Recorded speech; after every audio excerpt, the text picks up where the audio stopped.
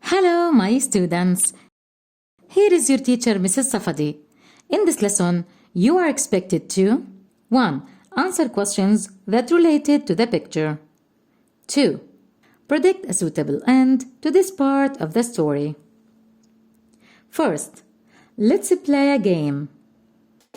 One day, John, a father of 4, went for a walk in the evening. But he wasn't out to get some fresh air. He was planning to snack on some peanut butter cookies. He couldn't do it at home since his wife has a really bad peanut allergy, and his kids were grounded and not supposed to eat sweets for a week. However, when John opened the bag, it was empty. The cookies were gone. When John got home, he invited all the kids to the living room and asked who'd eaten the cookies. Christopher, the youngest, said that he had been playing with his toy train. Robert answered that he had been helping his mom bake a pie in the kitchen. Lisa mentioned that she had been in the kitchen as well. She was helping Mom make peanut butter fudge. The oldest child, David, said that he had been upstairs doing his homework. Good old Dad knew instantly who the cookie thief was. Can you figure it out in only 10 seconds?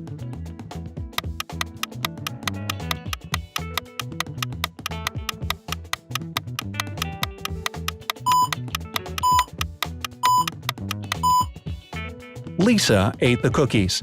Since John's wife is extremely allergic to peanuts, it's highly unlikely that she'd be making peanut butter fudge with their daughter.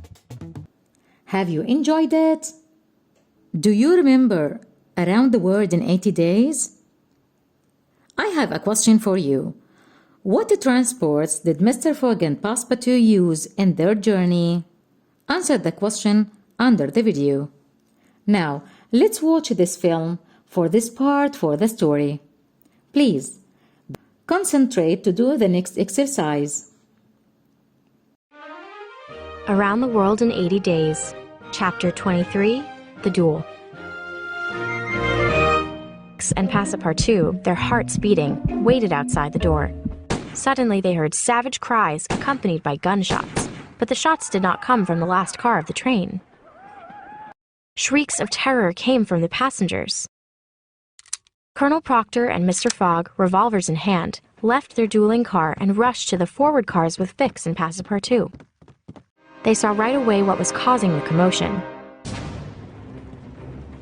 100 Indians had leaped from galloping horses onto the train. 3 had climbed onto the engine and knocked the engineer unconscious.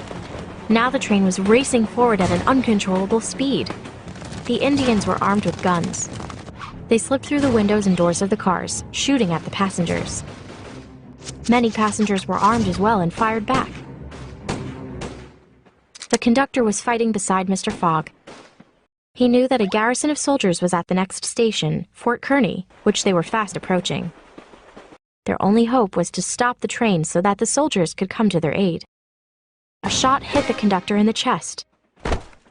As he fell, he cried, "Unless the train is stopped, we're lost." "It shall be stopped," said Phileas Fogg, preparing to rush through the cars to the engine. "Stay, monsieur, and protect Aouda," said Passepartout. "I will go." Mr. Fogg had no time to stop the courageous Passepartout, who crawled through a door and slipped under the train. While bullets whizzed between the Indians and the passengers, smashing windows and puncturing seats, Passepartout clung dangerously above the speeding tracks. He crawled forward from one car to the next until he reached the first car. Hanging by one hand, he released the chains that attached the engine to the rest of the train. The train shuddered violently, and the engine detached from the rest of the cars. The engine raced ahead, but the cars began to slow. After several minutes, they stopped, only 100 feet from the station. Passepartout crawled out from underneath the first car. Before he could brush himself off, he felt a pistol against his head.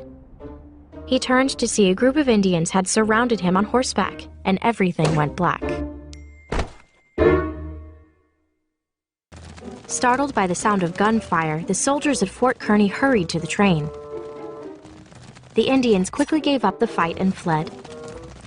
As the Indians galloped away, the passengers gathered on the station platform. Some of the passengers were wounded, but Aouda was safe and unharmed. Phileas Fogg had not received a scratch, and Fix was only slightly wounded on his arm. They had all been lucky. Colonel Proctor was the person most gravely injured, having been shot through the thigh. It was soon discovered, however, that 3 passengers were missing, including the brave Frenchman Passepartout. The passengers looked around. The clouds were low and snow had begun to fall in earnest. The windows of the train were broken, and blood stained the dirt around the tracks. Aouda's face was wet with tears. She did not know if Passepartout was dead or alive. Mr. Fogg, with folded arms, remained motionless. He had a serious decision to make. Aouda looked at him without speaking, and he understood her look. I will find him, living or dead. He told her quietly. "Ah, Mr. Fogg!" Aouda cried, holding his hands. I hope it will be living, He added. but we must not lose a moment. Have you enjoyed it? Now, let's move to the exercise. This is a sentence from the film. You have to reorder it by recording your voice under the video.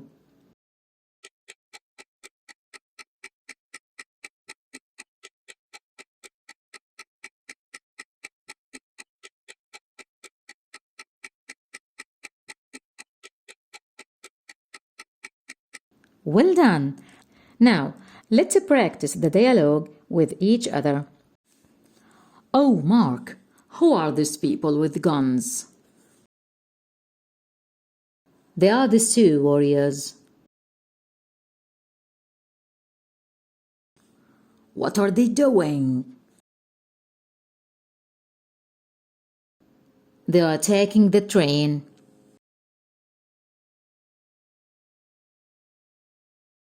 What a horrible! But look at this woman inside. What a brave person she is. Yes, she is shooting Sue bravely from the broken window.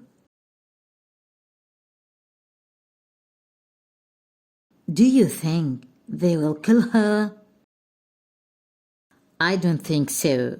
In my opinion, I think somebody will survive them. Wow, I hope too. First, let's listen to the question and answer it by recording your voice under the video in question 1. Listen to question 1. Oh, Mark, who are these people with guns?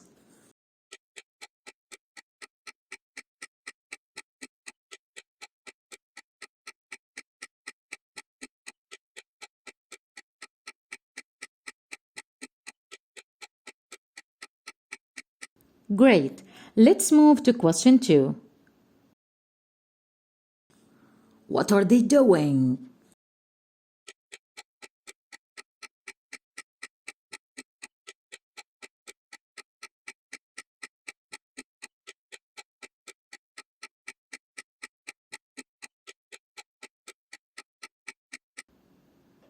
Well done. Let's move to question 3. Do you think they will kill her?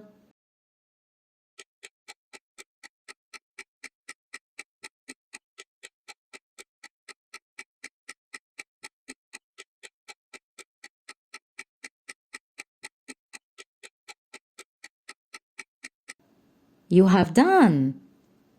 Let's move to question 4. At the end of the film, Mr. Fogg promised Aouda to find Passepartout. What do you predict?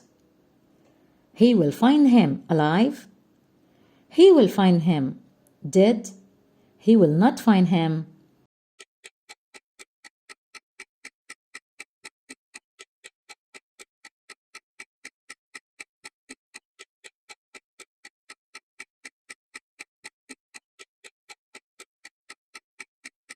In the end, I hope you have answered all the questions correctly. Thank you for your great effort. Are you ready to examine yourself? Answer quiz number 2 to move to the next level. Remember, you have to answer all the questions correctly. Good luck!